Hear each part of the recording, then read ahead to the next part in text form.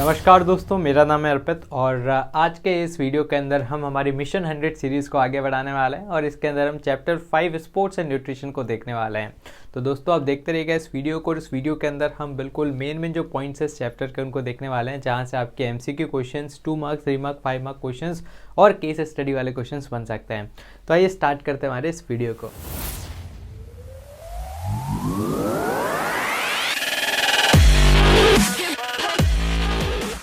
तो आइए अब हम आगे बढ़ाते हैं अपने मिशन 100 को और यूनिट 5 को हम देखने वाले हैं, जिसके अंदर हम स्पोर्ट्स एंड न्यूट्रिशन चैप्टर को देखेंगे और इन टॉपिक्स को हमें देखना है, जिसमें हम balance diet, macro micro nutrients, nutritive non nutritive components of diet, then eating for weight control और इंपॉर्टेंस ऑफ डाइट को देखने वाला है। तो स्टार्ट करते हैं हम सबसे पहले टॉपिक से, balance diet and nutrition.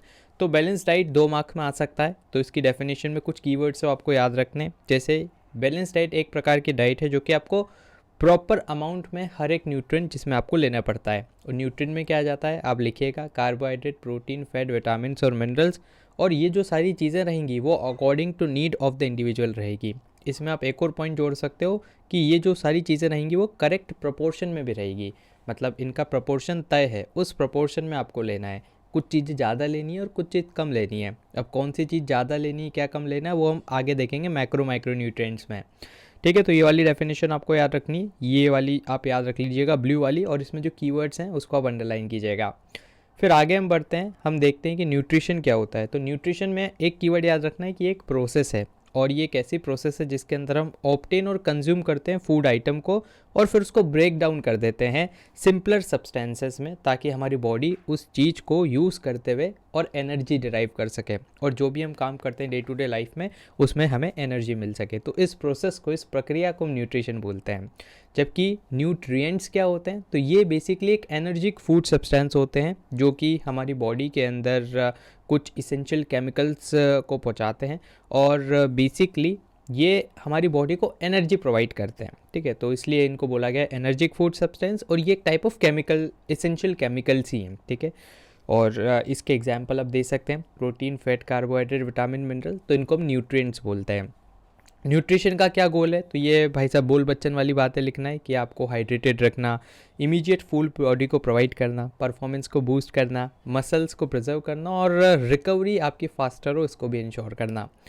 Then अब आ जाता है मैक्रो माइक्रो न्यूट्रिएंट्स क्या होता है। देखो नाम में छुपा है, मैक्रो मतलब होता है जो चीज़ आपकी बॉडी को लार्जर क्वांटिटीज़ में रिक्वायर्ड हो। 2 मार्क्स में क्वेश्चन आएगा मैक्रो न्यूट्रिएंट्स क्या होते हैं, तो आपको पहले तो डेफिनेशन बताना है कि ऐसे न्यूट्रिएंट्स जो कि लार्ज अमाउंट में रिक्वायर्ड है मैक्रो न्यूट्रिएंट्स कहलाते हैं। फिर एग्जाम्पल बताना पड़ेगा, 4 एग्जाम्पल बता सकते हो आप, कार्बोहाइड्रेट, प्रोटीन, फैट और एक वाटर भी बता सकते हो क्योंकि वो भी लार्ज क्वांटिटी में रिक्वायर्ड है। देन उसके बाद माइक्रो न्यूट्रिएंट्स क्या हो जाएंगे, ऐसे न्यूट्रिएंट जो कि कम क्वांटिटी में रिक्वायर्ड है, तो आपका आ जाएगा विटामिन और मिनरल्स। बस ये वाला टॉपिक इतना ही था। देन इसके बाद एक ये वाला चार्ट आप थोड़ा याद रखिएगा, मैक्रो माइक्रो को, है ना, थोड़ा कन्फ्यूज़न ना हो इसलिए मैंने बनाया है। तो मैक्रो में मेनली अपने को याद रखना है कार्बोहाइड्रेट, प्रोटीन, फैट, और माइक्रो में विटामिन, मिनरल। अब मैक्रो का काम खत्म, अब आ जाते हैं माइक्रो में। वापस डिवाइड करेंगे विटामिन को 2 पार्ट में, एक होता है जो कि फैट में सॉल्यूबल हो जाते हैं, तो उसकी ट्रिक है कीड़ा, विटामिन KEDA। देन वाटर में जो सॉल्व होते हैं या सॉल्यूबल है वो होते हैं विटामिन B और C। अब मिनरल्स में भी हम पढ़ते हैं मैक्रो और माइक्रो, ऐसे मिनरल्स जो कि थोड़ी सी ज़्यादा क्वांटिटी में रिक्वायर्ड है तो मैक्रो, और कम में है तो माइक्रो, है ना, वो कन्फ्यूजन ना हो, वरना बहुत सी बार बच्चों को कन्फ्यूजन हो जाता है, सर मैक्रो न्यूट्रिएंट्स में तो हमने ये मिनरल्स पढ़ा ही नहीं था, जबकि मैक्रो मिनरल अलग है। तो ये थोड़ा अलग अलग है ना। मिनरल एक मैक्रो एक माइक्रो न्यूट्रिएंट है, ठीक है, तो मिनरल खुद एक माइक्रो न्यूट्रिएंट है, मतलब मिनरल एज अ होल ही हमें कम रिक्वायर्ड है, लेकिन मिनरल के अंदर भी अगर हम देखेंगे तो कुछ चीज़ ज़्यादा और कुछ चीज़ कम रिक्वायर्ड है। देन इसके बाद हम एक एक करके देख लेते हैं, क्योंकि यहाँ से 3 मार्क, 2 मार्क और MCQ का बहुत ही फेवरेट ये वाला सेक्शन है, केस स्टडीज़ भी बनती है। तो न्यूट्रिटिव कंपोनेंट, न्यूट्रिटिव और नॉन न्यूट्रिटिव। न्यूट्रिटिव मतलब एक ऐसा कंपोनेंट जो कि हमारी बॉडी को एनर्जी प्रोवाइड करे, और नॉन न्यूट्रिटिव जो कि हमारी बॉडी को एनर्जी प्रोवाइड नहीं करेगा। तो कार्बोहाइड्रेट क्या होते हैं, ये बेसिकली ऑर्गेनिक कंपाउंड होते हैं, आपने केमिस्ट्री में पढ़ा होगा ऑर्गेनिक एंड ऑर्गेनिक। ऑर्गेनिक जो कि कार्बन, हाइड्रोजन, ऑक्सीजन के बने हुए रहते हैं, और ये मेजर सोर्स ऑफ एनर्जी है। 1 ग्राम अगर आप कार्बोहाइड्रेट खा लेंगे तो आपको 4 किलो कैलोरीज ऑफ एनर्जी मिल जाएगी। तो याद रखना, MCQ में सीधा आता है। कार्बोहाइड्रेट हमें एक्सरसाइज के दौरान एनर्जी प्रोवाइड करते हैं और ये स्टोर रहता है मसल्स और लिवर में। देन एक कॉम्प्लेक्स कार्बोहाइड्रेट्स भी रहते हैं जो कि आपको pasta, whole grain, wheats, rice इसमें से मिलते हैं, लेकिन अपने को इतना डिटेल में नहीं जाना है। अपने को बेसिकली बस 2 मार्क या 3 मार्क का क्वेश्चन हम डील कर सकें तो जितने पॉइंट यहाँ पर लिखे हैं अगर आप इनको भी लिख के आ जाओगे तो आपका काम बन जाएगा। आगे हम बढ़ते हैं। प्रोटीन, तो ये मसल की ग्रोथ के लिए इंपॉर्टेंट है और हमारे बॉडी टिश्यू को रिपेयर करते हैं। प्रोटीन भी हमें एनर्जी प्रोवाइड करते हैं, लेकिन पहले सारा कार्बोहाइड्रेट यूज़ हो जाता है उसके बाद। देन उसके बाद क्या होता है कि जो एथलीट ट्रेनिंग करते हैं, बॉडी बिल्डिंग करते हैं, तो उनके लिए प्रोटीन बहुत इंपॉर्टेंट रहता है। जैसे आपने देखा भी होगा, लोग जिम जाते हैं तो प्रोटीन का डिब्बा मंगा लेते हैं, है ना, क्योंकि जब जिम जाते हो मसल्स का वियर टियर होता है, तो उनको रिपेयर करने के लिए प्रोटीन का इस्तेमाल किया जाता है। आगे हम बढ़ते हैं। फैट, तो फैट के लिए एक बड़ी जो टर्म यूज़ होती है वो है लिपिड। तो कहीं अगर लिपिड टर्म यूज़ हो जाए तो आप डरना मत। अब लिपिड में 2 चीज़ आ जाती है, एक ऑयल भी आता है, फैट भी आता है। ऑयल तो लिक्विड रहता है रूम टेम्परेचर पे, जबकि फैट सॉलिड रहता है, इतना ध्यान रखना है अपने को। देन उसके बाद ये जो फैट्स है उनको 2 पार्ट्स में डिवाइड किया गया है, सैचुरेटेड और अनसैचुरेटेड। ये डिपेंड करता है कि किस में डबल बॉन्ड है और क्या है, ठीक है। तो अपने को इतना ज़्यादा केमिस्ट्री में नहीं जाना, जो केमिस्ट्री वाले बच्चे वो अगर लिखना चाहे तो लिख सकते हैं, वरना कोई दिक्कत नहीं। अपन को बेसिक भाषा में बताना है कि सैचुरेटेड क्या होता है, अनसैचुरेटेड क्या होता है। तो देखो, सैचुरेटेड फैट आपको डेयरी प्रोडक्ट्स में से मिलता है और ये सॉलिड रहता है रूम टेम्परेचर पे, लेकिन इनसे क्या होता है, बैड कोलेस्ट्रॉल का लेवल बढ़ता है। अब बैड कोलेस्ट्रॉल क्या होता है भाई साहब, इससे आपकी आर्टरीज जो रहती है वो क्लॉग हो जाती है, बंद हो जाती है और हार्ट अटैक तक का खतरा आ जाता है। जबकि अनसैचुरेटेड फैट लिक्विड रहता है, वेजिटेबल ऑयल्स में मिलता है, ये गुड कोलेस्ट्रॉल रहता है, तो ये आपकी आर्टरीज को डैमेज नहीं करता और उल्टा ये आपकी हेल्थ को और अच्छा ही करता है। तो अगर आपसे पूछ लिया जाए सैचुरेटेड अनसैचुरेटेड में कौन सा ज़्यादा बेहतर है, तो अनसैचुरेटेड फैट ज़्यादा बेहतर है। देन इसके बाद विटामिन्स, तो विटामिन्स में आपको एक तो साइंटिफिक नाम इसके याद रखना है ना, हो सकता है एमसीक्यू में आपसे पूछ लिया जाए। यहाँ से अगर क्वेश्चन बनेगा तो एमसीक्यू वाले बनेगा। तो विटामिन ए को रेटिनॉल, B1 को thymine, B2 riboflavin, B5 pantothenic acid, B6 पायरोक्सिडिन, B3 को बोलते हैं हम नियासिन, B7 को बोलते हैं बायोटीन, B8 तो है ही नहीं, B9 को बोलते हैं फॉलिक एसिड, B12 को बोलते हैं कोल्बेमिन, विटामिन सी को एस्कॉर्बिक एसिड, डी को कैल्सीफेरॉल, ई को टोकोफेरॉल और एफ को बोलते हैं हम फाइटो में एफ तो है नहीं, के है सीधा, है ना, तो के को हम टोकोफेरॉल भी बोलते हैं। ये देखो नीचे लिखा हुआ है टोकोफेरॉल इस फॉर्म ऑफ विटामिन ई। अब विटामिन्स को याद करने के लिए मैंने एक बहुत ही कमाल की ट्रिक बना रखी है, इसका एक सेपरेट वीडियो है तो आप उसको देख लेना, मैं आपको लिंक डिस्क्रिप्शन में दे दूंगा कि कैसे आप इनके साइंटिफिक नाम को याद रख सकते हो, है ना। अभी इस वीडियो में बताऊंगा तो वाला वीडियो की लेंथ फाइल तो बढ़ जाएगी। तो रथ पर एक टॉफ़ी करके मैंने एक ट्रिक बना रखी है जिसमें हम मेन विटामिन को याद करते हैं। किसी को थोड़ा सा और डीप जाके याद करना है कि नहीं सर भाई साहब MCQ पर 18 में से 18 ही आ जाए, तो फिर आप ये वाली ट्रिक भी याद रख लेना। इसको मैंने उसी ट्रिक वाले वीडियो में बता रखा है कि थी राई की निकोपेंट पाई बाय ने फास्ट कर, तो क्या है ये तो आप देख लीजिएगा। देन विटामिन और इनके इन्वेंटर कौन है, ये भी MCQ का क्वेश्चन है, तो ये तो बहुत ही आसान है। A, B और D का तो एक ही है मैकॉलम, और विटामिन C का है होल्स्ट। यहाँ से भी क्वेश्चन आता है भाई साहब, ये सब MCQ वाला पार्ट है। तो विटामिन A से क्या डिजीज़ होती है, डेफिशिएंसी होती है, मैच द फॉलोइंग में आ जाता है, तो लॉस ऑफ विजन होता है यहाँ से, या नाइट ब्लाइंडनेस भी कई बार हम इसको बोलते हैं। विटामिन B से होता है क्या, मतलब B1 की कमी से होता है बेरी, C से होता है स्कर्वी, D से होता है रिकेट्स, कैल्शियम की कमी से होता है bone and tooth decay, iodine की कमी से हो जाता है गॉइटर जो कि गले में होता है, और आयरन की कमी से हो जाता है एनीमिया जिसमें लॉस ऑफ ब्लड हो जाता है। देन अब हम देखते हैं नॉन न्यूट्रिटिव कंपोनेंट जो कि हमारी बॉडी को कोई न्यूट्रिशन या एनर्जी प्रोवाइड नहीं करते हैं, जैसे मिनरल्स। तो मिनरल्स बहुत कम मात्रा में रहते हैं हमारी बॉडी में, 4% of our body weight minerals का बना हुआ है, और ये healthy teeth, healthy bones, healthy muscles, nerve transmission, इन सभी के लिए रिक्वायर्ड रहते हैं। अब एक एक करके हम देख लेते हैं। पहले मैक्रो मिनरल देखेंगे जो कि थोड़ी ज़्यादा क्वांटिटी में रिक्वायर्ड है, और फिर माइक्रो देखेंगे। मैक्रो में आ जाता है कैल्शियम। दो बात याद रखनी है आपको, ऐसे यहाँ से क्वेश्चन आएगा तो MCQ आएगा, है ना, तो बहुत कम चांसेस है कि यहाँ से बड़ा क्वेश्चन आ जाए। आएगा तो 2 मार्क में आएगा, जिसमें आपसे कैल्शियम के एक तो पूछ सकता है कि क्या काम है, और पूछ सकता है कि क्या इसके सोर्सेज हैं, तो दोनों मेंशन्ड है। कैल्शियम बेसिकली क्या है, आपके बोन्स और टीथ के डेवलपमेंट के लिए इंपॉर्टेंट है, और दूसरा है कि इससे क्या होता है कि रिकेट्स जैसी समस्या से भी आपको छुटकारा मिलता है। देन इसके सोर्सेज क्या है, जो मिल्क प्रोडक्ट्स रहते हैं वो जनरली इसके सोर्सेज रहते हैं, मिल्क, चीज़, है ना, फिर एग वगैरह, ये सब आप लिख सकते हो। जो पोटेशियम रहता है ये हमारे नर्वस सिस्टम के लिए बहुत ज़्यादा इंपॉर्टेंट है और मस्कुलर सिस्टम के लिए। Then amount of water in the blood को भी मेंटेन करता है। इसके मेन सोर्सेस है बनाना ज़रूर याद रखना। फिर सोडियम रहता है ये ट्रांसमिशन ऑफ नर्व इम्पल्सेस के लिए इंपॉर्टेंट है और सबसे बेस्ट इसका सोर्स है क्या है, टेबल सॉल्ट, नमक में रहता है सोडियम, NaCl इसका फॉर्मूला रहता है। देन मैग्नीशियम आपकी बॉडी के सेल्स को रिपेयर करता है जो डैमेज्ड है और इसके सोर्सेज क्या है, ब्राउन राइस, मीट, बीन्स, तो यहाँ पे याद रखना। फॉस्फोरस ये भी अपना मैक्रो मिनरल है और बोन एंड टीथ के लिए इंपॉर्टेंट है, नर्व एक्टिविटी के लिए इंपॉर्टेंट है। इसके सोर्स में आ जाएगा वही milk product, liver, egg, fish liver है ना, तो उसको साथ में पढ़ना।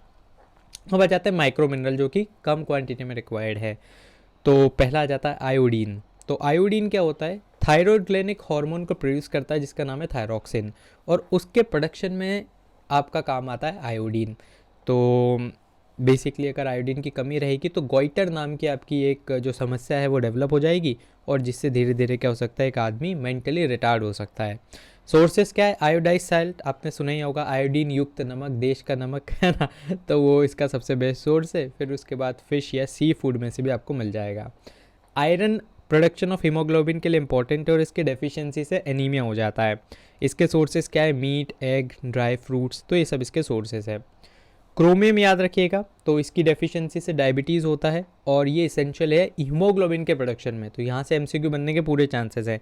सोर्सेज क्या है, ब्लैक ग्राम, कैरेट और टमाटो इसका एक बहुत ही इंपॉर्टेंट सोर्स है।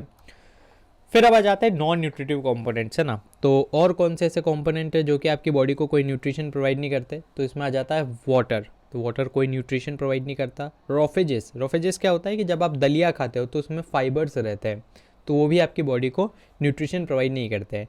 आर्टिफिशियल स्वीटनर्स, जैसे केक आप खाते हो मीठा मीठा है ना, जैसे आप केक देखते हो आपके खाने की इच्छा हो जाती है, तो ये क्या है, इससे भी जो शुगर वगैरह है वो, मतलब जो आर्टिफिशियल स्वीटनर्स रहते हैं ना, शुगर नहीं, आर्टिफिशियल स्वीटनर से कोई आपको न्यूट्रिशन नहीं मिलता।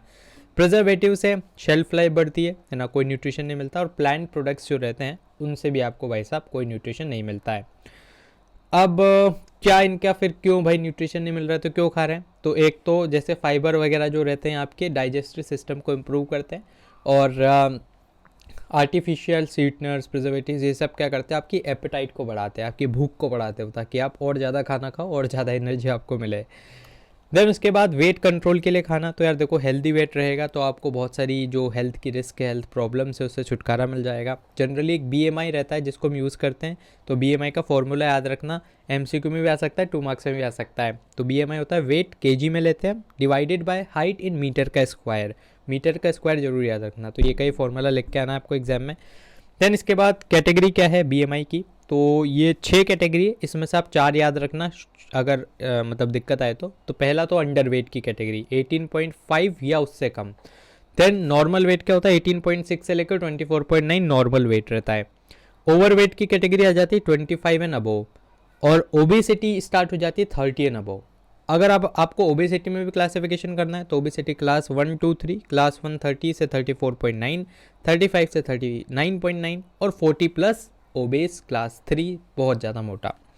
देन आगे हम बढ़ते हैं और कुछ यूज़फुल टिप्स है जो कि आपको वेट कंट्रोल में और प्रॉपर ईटिंग में मदद करेगी। पहला है तो कॉमन जो पिटफॉल्स है, जो कॉमन समस्याएं हैं उनको आप अवॉइड करें। देन इमोशनल ईटिंग नहीं करना है। अभी IPL चालू होंगे तो बच्चे क्या करेंगे, धनाधन बस है ना, बच्चे क्या मतलब सब लोग चिप्स का पैकेट, कोल्ड ड्रिंक वगैरह खोल कर खाए जा रहे हैं जब तक मैच खत्म नहीं हो रहा। Tune in to what you eat, क्या आप खा रहे हो उस पर नज़र रखें। फ्रूट्स, वेजीज, फाइबर्स इनका ज़्यादा इस्तेमाल करें।